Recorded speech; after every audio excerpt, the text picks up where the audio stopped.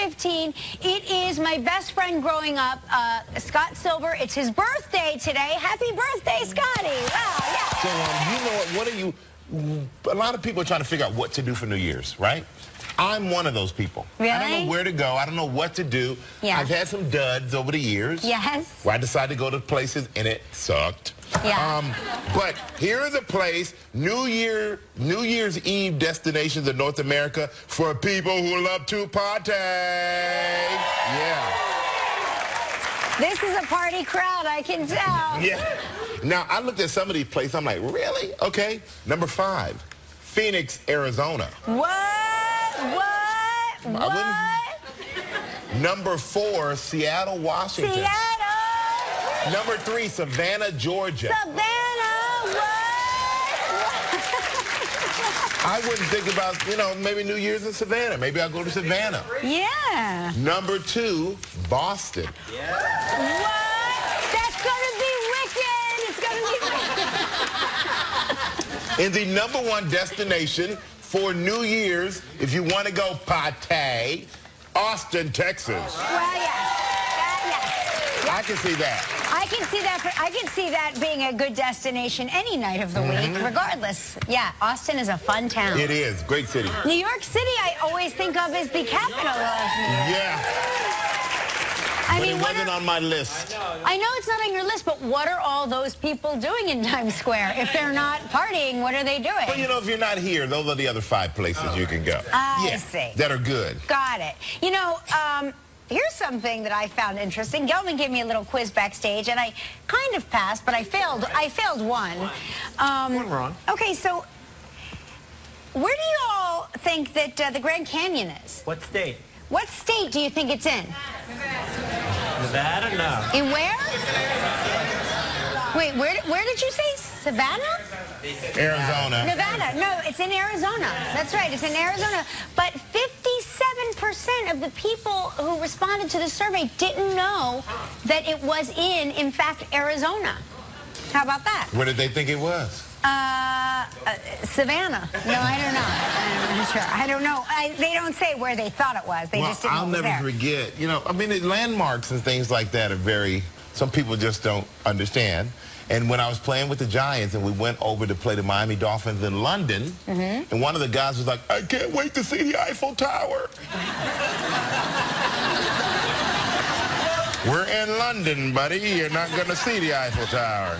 He can if he buys a book on France. Yeah, but it's just unbelievable some of the stuff guys come up with. So, okay, do you guys know where the Space Needle is? Where's the Space Needle? Seattle.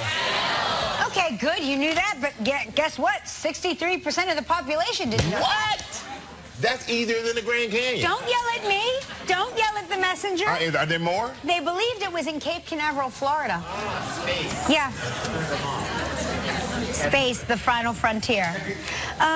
Okay, where's Mount Rushmore? South Dakota. Okay, right. Okay, good. 40% of the people didn't know that. And where's Yellowstone National Park? It's in Yellowstone. It's in Yellowstone. Yeah, you're right. It's in Wyoming, Idaho, and Montana. But I foolishly said California. You were thinking Yosemite. I was thinking Yosemite. You're right, but I was wrong. Yosemite so I would have been one of the 31% of the. Don't shake your head at me, lady. I make mistakes. I'm only human. She's like. You didn't do so well in geography, did you? I did well in geography. I guess No, I that's the look she was giving you, like you should be ashamed. I forgot. I am ashamed, okay? But you know, but speaking of destinations and going places, and we give away our prizes here, our trivia prizes, which are trips.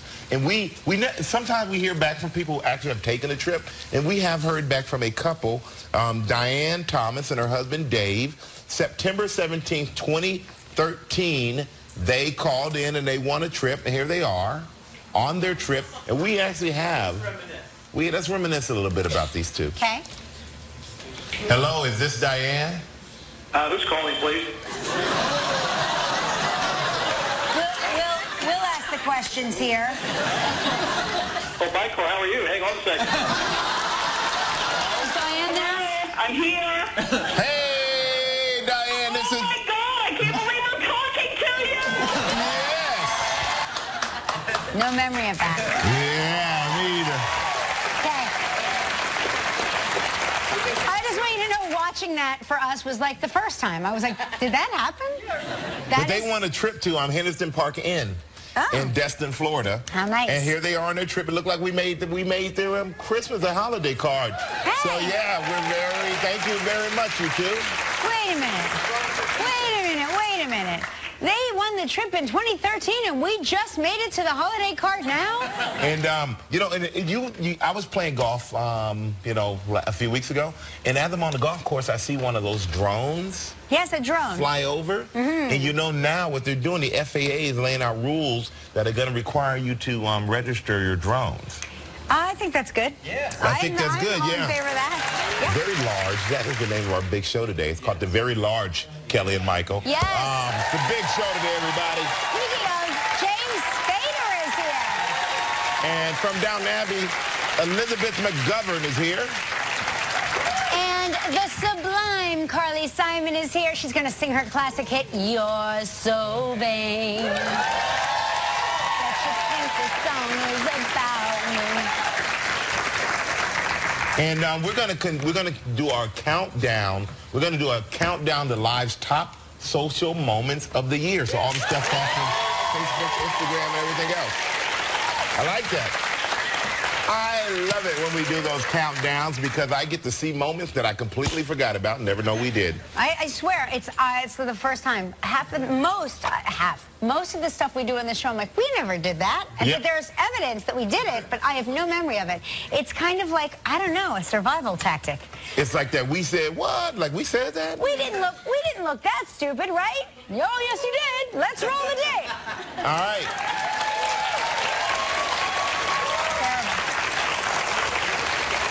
Our dancer is ready. I just got the thumbs up from her. Everybody, let's kick this party off with our blast off travel trivia.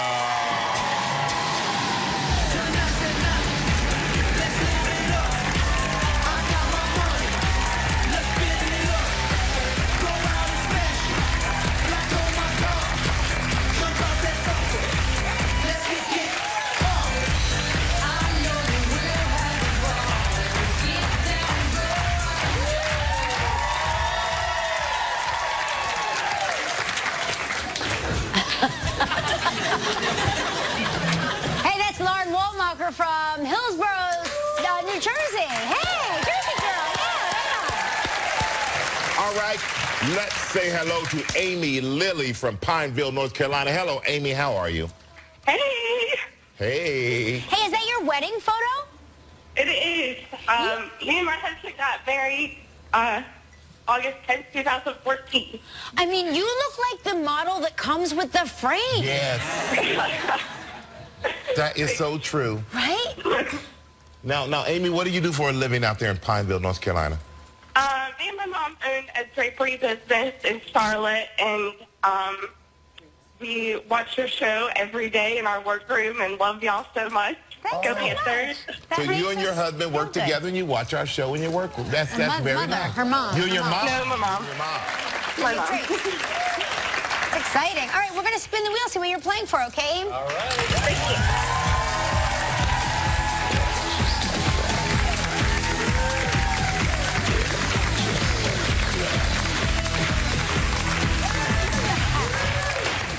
Woohoo! This is great, Amy. The club, Barbados. Nice. What? I love to be a member of the club. 7 days, 6 nights in an oceanfront room. All inclusive. That means everything, right, Gelman? Whew. Yep. Holy smokes. This trip is provided in part by Hotels.com. It's a prize valued at $8,300. You have 20 seconds and only one guess. Good luck, Amy. Thank you. All right, here you go.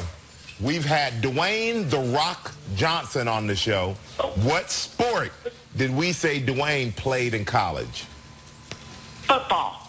You got it. Congratulations, you and a guest will enjoy 7 days and 6 nights at the Club Barbados Resort and Spa. The Club Barbados Resort and Spa offers an idyllic waterfront setting with sweeping views of the turquoise Caribbean Sea on the island's famous west coast. Guests can be as active or as relaxed as they please, with all-inclusive offerings such as water sports, tennis, a fitness center, freshwater swimming pools, 3 bars, gourmet dining, and more. Your prize is valued at approximately $8,300. I don't know what they say is my daughter does it. Hey, Amy, congratulations. Oh, thank you. I'm so excited for you. Now you get to help make the day of a lucky member of our studio audience who will receive a $500 gift certificate from Zappos. Nice. Yeah. So please pick a number between 1 and 224. I'm going with the day my baby was born, 17. 17. There we are. All right, Amy, congratulations. Congratulations, young lady. Everybody stay right there when we come back. James Spader will be here with us. Still ahead on Live, Carly Simon performs her classic hit, You're So Vain. From Johnson Abbey, Elizabeth McGovern. We'll give you the top 10 live social moments from the past year. And coming up next, the Blacklist star, James Spader.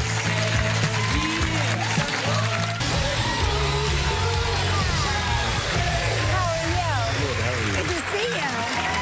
Good to see you, my brother. What's going on? Welcome back. A lot of this. A lot of, yeah, all of this, as a matter of fact. Well, we hear you finally got a little time off. I did. Where'd you go? Yeah.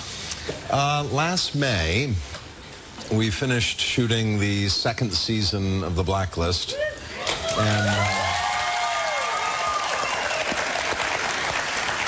And I immediately flew over to Florence, Italy to visit my cousins there. And was there for a little bit, and then went to Paris, France, where I was doing a press tour for The Blacklist, which was lovely because it paid for the trip. Yeah, of course. Right. Isn't it great when your show goes global? Yeah. I was in London shooting The Avengers, and I was standing outside of a pharmacy, and two women were sort of walking by on the street, and I heard them sort of murmuring, and that look of recognition. And so I sort of turned this way and peered at, you know, some display of cleansers or whatever the hell was in the window. and they passed by, and all of a sudden I heard them coming back, and sort of a lot of flurry in a foreign language that I didn't understand. And then they came up to me, two women, and one of them said in English to me, she's such a fan of your show, The Blacklist. She watches it in Ghana.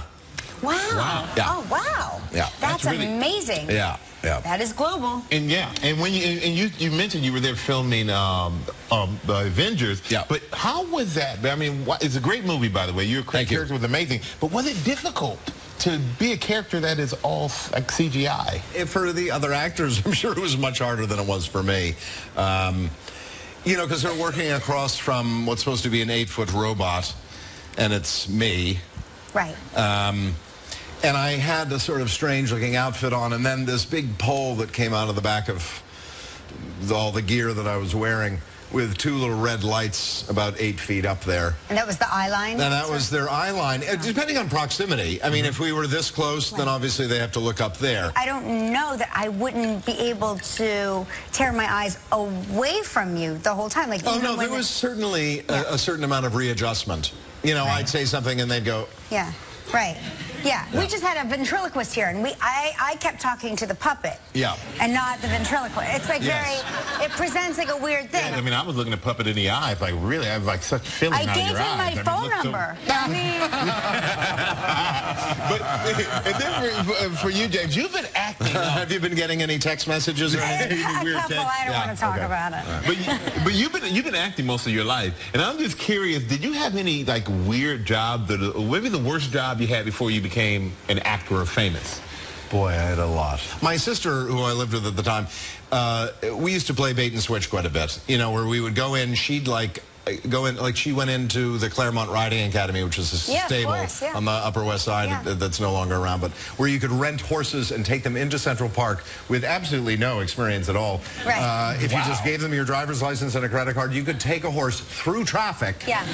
Yes. to That's Central true. Park, No, that's true. Until ride it very around the recently. reservoir on the bridle path, and then 9 times out of 10, the horse would throw you off. If you wanted to go around again, the horse was like, no, thank you, and would buck them off, and then the horse would make it back to the stable on its own. But anyway, so she went in and signed up for riding classes, and then I applied for the job at the same time. And we did that at a few different places where she'd go in, you know. She would distract them. She'd distract and you them would somehow with, get a yes, job. and I would somehow end up with a job. Well, you know what? We're going to take a quick break, and we know that a lot of actors hate watching themselves on TV. But when we come back, you're going to tell us why you actually like watching yourself on TV. It actually helps you out. And we'll be right back with James Spader from The Blacklist.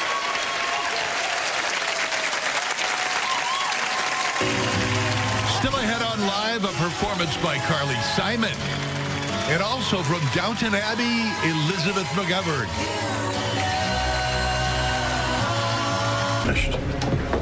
What's going on? We're leaving.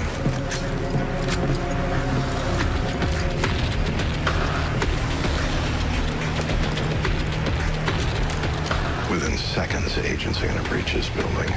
They're going to want to speak to you because you called in the tip. Get rid of them. Now, that is James Spader, and of course, that's from The Blacklist. And I got to say, the show has hit the ground running this season, has not slowed down. Are you going to be able to keep up this frenetic pace Oh the my entire God, I have season? no idea how we sustain it. I really have. It has nothing to do with my energy, that's for sure. I mean, it really... We're shooting episode 6 right now, and it has not stopped for a breath, really. Wow.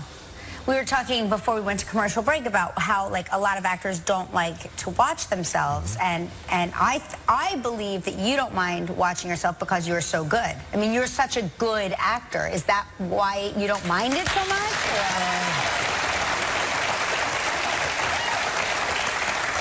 I don't know whether it's really that or just that, you know, it's a great tool, you know, to sort of see what worked and what didn't. And I don't know, maybe I'm just very pragmatic about it. You know, I'm not someone who, you know, I can step away from it and be fairly objective about it. And I want to see what worked and what didn't. And in moving forward, it just has never been anything. I don't have stage fright. I don't, you know, I don't have. Don't? No, none. You're able to do it because you have a great audience and you feed off their energy. Right. So that's really what it is. Really what it is. Don't forget, when in doubt, suck up to the audience, and they will. Well, you know what, James, thank you for coming, man. Always love having you here. The show is The Blacklist. It's Thursdays at 9 p.m. on NBC. Make sure you check it out. James Spader, everybody. We'll be right back. Stick around.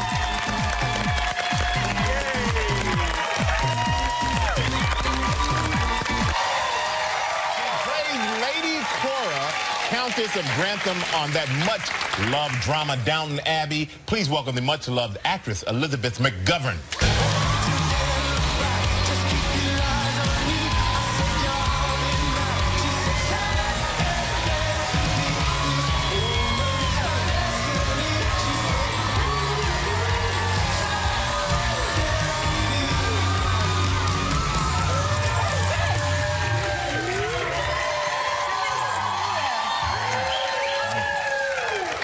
You look gorgeous. Welcome to the show. So much. Thank you. So now you spent years in New York. Is that right? I did, You 12 studied years. across the way. I was a student at Juilliard. Oh my gosh! Right across the street. I did not realize Yeah, that. it's going right back into my past to come here. And when you were a student at Juilliard, didn't Robert Redford come and like pluck you out of Juilliard to star in Ordinary People? Well, it didn't work quite that way. I'd met Redford in LA, where I grew up, and he said to me, I want you to be in this movie of mine. And I said, God, I'd love to be, but I'm supposed to go to Juilliard. And I've got a class. And he was so nice. He said, you got to go to your class so you can be in my movie, and we'll do you on a Saturday. And so he did me on like 5 Saturdays. So I flew from Chicago to New York. So I am forever grateful to him. That is really for terrific. that. Oh Yeah, my! that was Can a you very nice imagine? thing to do. And Yes. the film won the best film Oscar too. Your first time out. So as you're, I'm just trying to picture you. You're sitting in class, you're studying drama, I'm assuming. Yes, yes. But in your back pocket and in your mind, you're thinking, I'm doing this picture with Redford. I really don't need to be here. Well, no, I did need to be there. I knew I needed to learn how to be an actor. You learned it well, though, because your second film was Ragtime, which got you an Academy Award nomination. Yeah. Now, when you were, what goes through your mind when you get nominated for an Academy? I've never experienced that, so I really want to understand it. What goes through your mind when you're nominated? It's something like, oh my God. Here's a question. Okay, so the first film, of course, Ordinary People, wins the Academy Award. Ragtime, you get an Academy Award nomination. The first time you're not nominated for an Academy Award, what is that? That's the trouble. Right, yeah. You're like, wait a minute. It's like every other year is a little bit of a come down. Right. But you're very talented, not only as an actress, but you perform in a band. I do, yeah. Sadie and the Hotheads. I do, yeah. Yeah. Are you Sadie or a Hothead? I'm Sadie. You're Sadie. Oh, that's good. Now, what does the name mean, though? How did you come up with the name? Well, when I first started singing, I was so afraid that I thought, I've just got to create a character and be that character. And that character is someone who can sing. Right. So I thought, I'm going to be that character. And then I thought, well, I play with this group of musicians who are the most self-effacing, nice, humble people, and they need a character, too, to go on stage and be a little bit wild. So I said, you guys are the Hotheads. So we became Sadie and the Hotheads. That's so cool. Now, New Year's is coming up, and I'm just curious, are you going to spend New Year's here where you've lived for 12 years, or are you going back to London? Well, we've had, it's a very complicated, it should be an easy question to answer. The first answer would have been, like about 15 minutes ago, that I'm going to spend it with my sister who lives outside Boston. But then we got a call and they said, do you want to be on the Downton Abbey float in the Rose Parade? The whatever. Wow, yeah, that's amazing. And so I said, well, yeah, that is like something that you just got to do. If, yes, of course, yeah. Don't you? So, yes. So we're going to bring the whole family, and we're gonna just go to the Rose Parade. That's great. Yeah. It'll be so beautiful. You got your wave Yeah, together? well, that's right. It's like I haven't lived in England for 22 years. No, she goes like that. Is that how she does it? She goes like that, yeah. Really? Good. I like it. May I make a suggestion? Yeah. I think on New Year's Eve you should wear this blouse because it is so gorgeous and festive, and I love it so much. And if you're not going to wear it, may I borrow it? I think any style tip coming from you, I'm going to take very seriously. Now, we're going to take a quick break. When we come back, we're going to try to pry some information out of you. All right, we're going to try really hard about the finale of Downton Abbey. We'll be right back with Elizabeth McGovern, everybody.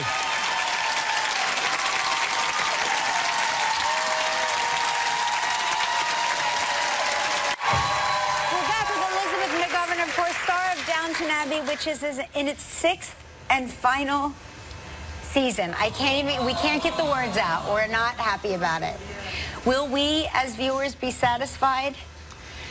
I think you will. I think, there was a lot of pressure on Julian Fellowes, who writes every single word of every single script, I have to say. That's a big job. Yeah, that's a big job. And so how to end Downton Abbey. I mean, I'm glad I'm not the one who has to do that. And what he's done, I think, is he's given the audience a chance to say goodbye to each one of their favorite characters. And that's how he's wrapped it up. And I think the audience will enjoy it. Now, it's already played in Britain, right? The entire season? Yeah, we've got one more because the Brits like to save one for Christmas Day. So there's a Christmas special. That's nice. Yeah. Now, what is the difference between fans in Britain and fans here in the U.S.? Well, I say this with a lot of pride as an American. I think in America, you're not ashamed to just like something. Yeah. I like the way you said that. The Brits are all very complicated about that. Ooh, yes. But you know, they criticize. Yeah. So But they criticize with love. Yeah, oh yeah. Yeah. They watch it, but they don't think this is good. In America, you know, the cast just can't believe it because everyone's like, oh, wow. Yeah, right. we have such a great time. So we're more of we're like the dog audience, and they're more like the cat audience. A little bit. That's a very good way of Yes, putting it was a fine season, and we're like, yeah. yeah, that's good. I get that. Now, for 6 seasons, you played opposite Hugh Bonneville, who played Robert Crawley. And what was your last scene together like? Was it emotional? Did you get sad? Because, you know, that's it. Well, our last scene was, it was actually, I was in floods of tears. Hugh is English. You got to understand that.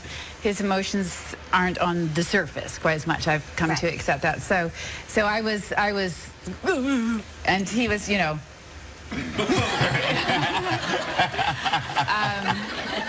But it was a long, long goodbye because, you know, there's something like 34 main characters in that show, and every one of them had a last day. So, yeah, that's a very long. I can't wait. I'm so excited. I mean, I'm actually devastated and excited.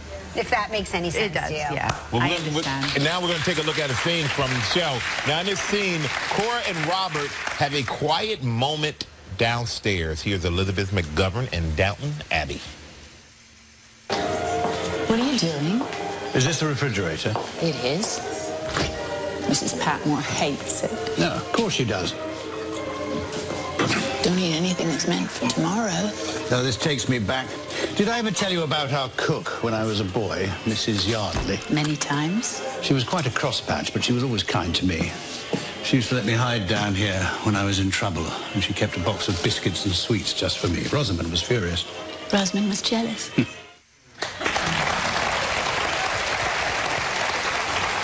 Those clothes, too. The clothes.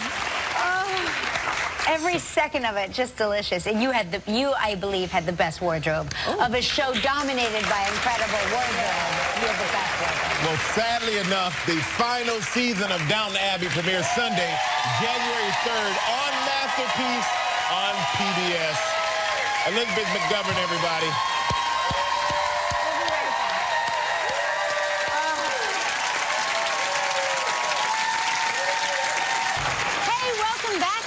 Now today we're taking a look back at some of your most popular social media posts seen on our show over the past year. That's right. We're kicking off Live's year-end social countdown by showcasing the top 10 posts from Instagram, Vine, Dub Smash, and Facebook. Ooh, it's a whole lot of things. I know. Now, this top Vine moment featuring a comedy superstar brought in the big likes as she shared her funny take on staying in shape. Here is number 10. Like maybe skip a meal. And like, oh, no more food for you. I'm like, don't you need that to live? They were like, that is a myth.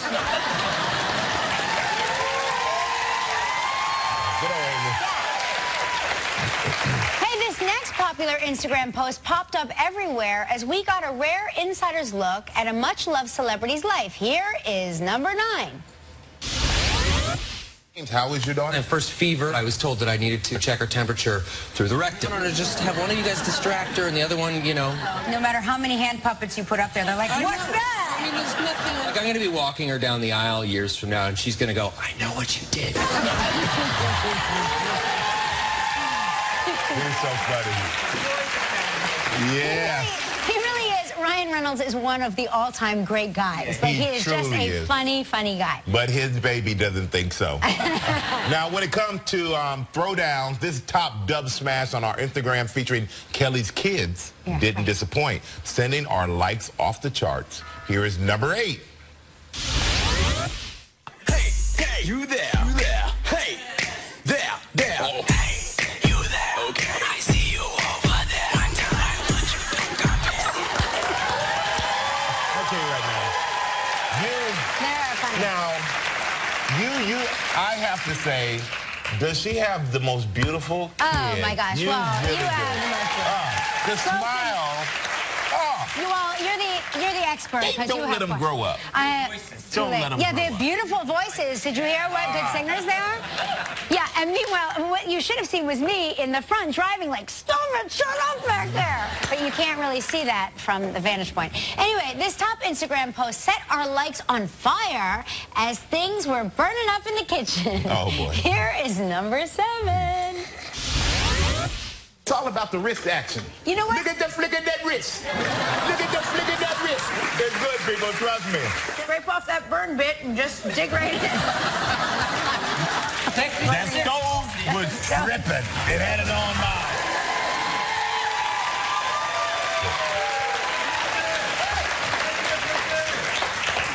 It wasn't on me. The stove really was acting up that day. The stove was acting up. It wouldn't turn lower. Yeah. Yeah, it wasn't your fault. We're changing it out now. Thank you, because it was affecting my cooking. I know. Now, I know. It would have been fine without that. Tear it off. Tear off the little burn bit. It's all the same. It tasted good.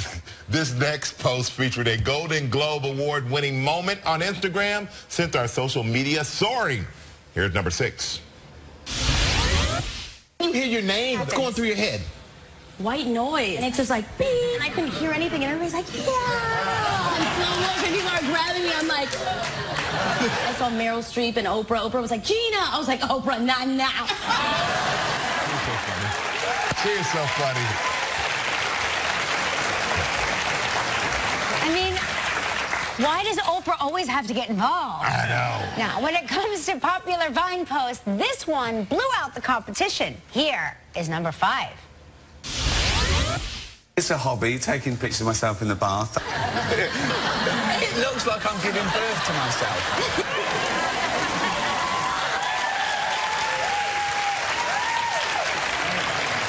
A lot of people like that. Ricky. You know, I saw him in Central Park. This is a true story. Just recently, I was walking home. I saw him in Central Park, and he comes running over to me, and he's like, because I had my headphones on, I didn't see him. And he's like, hi. And I was like, oh my gosh, hi. He's like, what are you doing? He goes, oh, actually, I have to get back. A woman asked me to take a selfie with her. And he goes, and I saw you, and I ran after to say hi to you, but I still have her camera.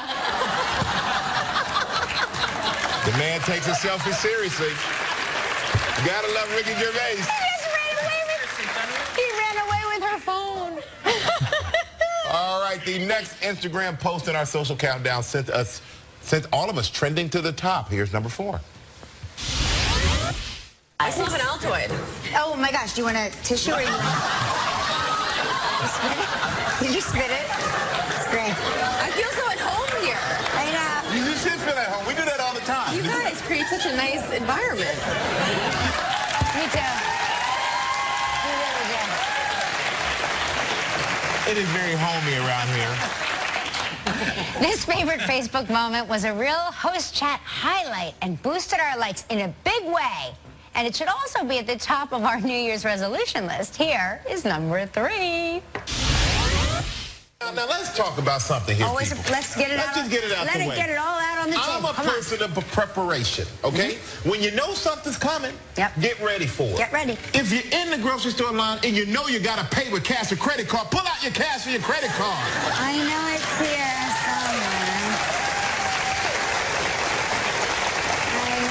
somewhere. You know you got to pay. Get it out and get ready. Get it out and get it ready.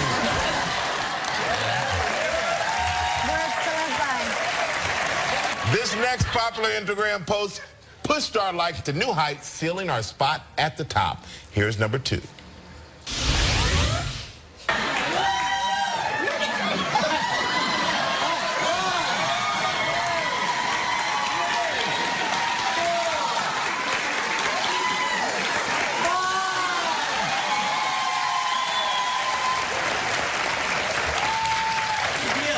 Thanks, 50 pounds. Big deal. That's my baby daddy right there. Yeah. Got a strong man at home with a strong-looking jacket. Yes, that's right.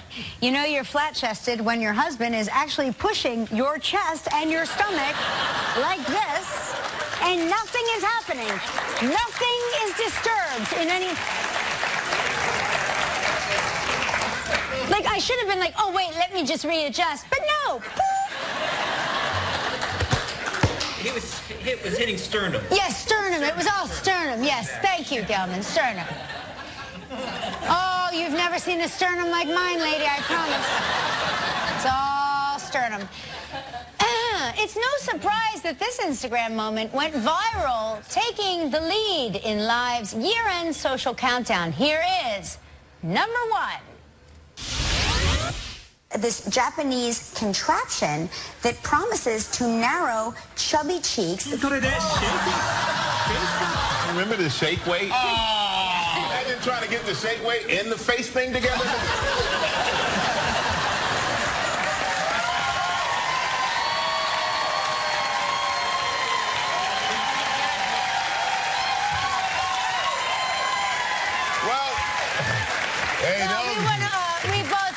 We want to apologize to our parents for that moment. Yes, we were just exercising.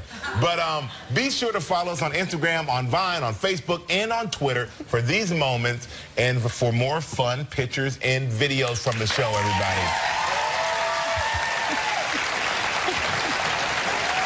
My eyes are burning. Hey, coming up next, Carly Simon is going to perform her hit, You're So Vain. And if you'd like to know more about anything you see on Live, visit our website, livekellyandmichael.com.